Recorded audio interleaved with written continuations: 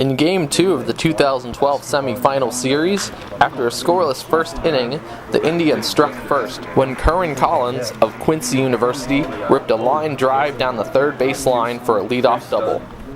Kevin Phillips, University City High School, then sent a shot into left field for a single that moved Collins to third base. With runners at the corners, Zach Steed of Webster University grounded into a double play, but scored Collins for the first run of the game. Ryan Sweet of William Woods University answered for the Knights when he launched a ball over the left center wall for a leadoff solo home run. The Indians went quiet in the top of the third before Kyle Grieshaber, the University of Central Missouri, recorded a leadoff single in the bottom of the third for the Knights. With Mike Earhart of St. Louis Community College at the plate, Grieshaber advanced to second on an error from a pickoff attempt. Earhart then came up big with a line drive into left field that scored Grieshaber. In the top of the fourth, Kyle Stanton of Illinois State drew a walk on 5 pitches. Stanton later came around to score when Landon Wiedekamp of Parkland Community College drew a walk with the bases loaded. In the bottom of the fourth, Jacob Rhodes of St. Louis Community College drew a walk.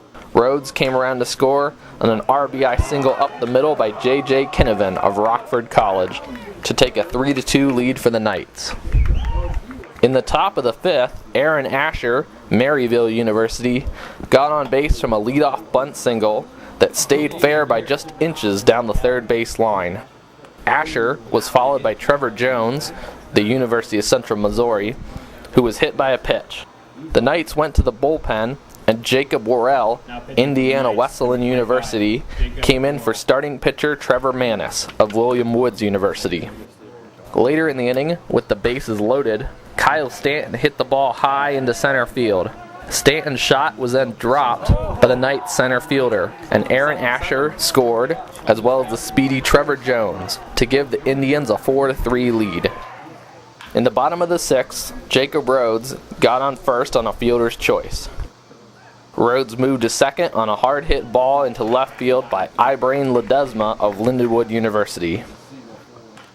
J.J. Kinnevan then slapped the ball past the Indians' third baseman into left field to score Rhodes and Ledesma. Kinnevan moved all the way to third base on a throwing error. After the Knights took a lead from Kinnevan's single, they never looked back.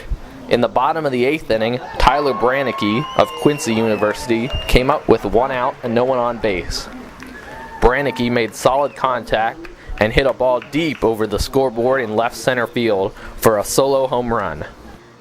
Matthew Glanzner of Missouri Valley College followed Brannicky and launched a ball into right field that got all the way down to the warning track. Glanzner made his way to third base on a stand-up triple. Jacob Rhodes sent a ball deep into left field that was caught by the Indians' left fielder, but Rhodes drove the ball deep enough to score Glanzner for a sac fly RBI and extended the Knights' lead to 7-4.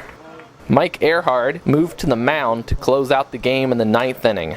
With 1 out, Blake Collins of the University of Central Missouri hit a line shot just out of reach of the Knights' second baseman. Next up, Trevor Jones then placed a ball in the gap between the Knights' third baseman and shortstop for a single. Earhart settled in and got Ryan Schneider to fly out to center field, and got the final out when he grabbed a high bounce and threw to first base for a 1-3 putout of Kyle Stanton. Final score, Knights 7, Indians 4. Knights sweep the Indians in 2 games, advance to play the first place Dodgers in the championship series. Good evening from Ballwin. We're here with the offensive leaders of the Knights this evening as you guys swept the Indians in 2 games of the 3-game playoff series. First we'll talk to one of the big bats, Ryan Sweet. You went 2 for 4, had a home run and an RBI. So why don't you talk about your evening and your approach up at the plate and everything?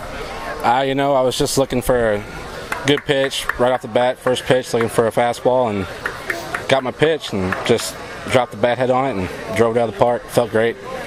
Were you looking for any pitch in particular at that at bat, or did you see that pitcher before and kind of knew what he was throwing? Yeah, I've seen him before. He's over the top, and I was just looking for a fastball in, and I could turn on it.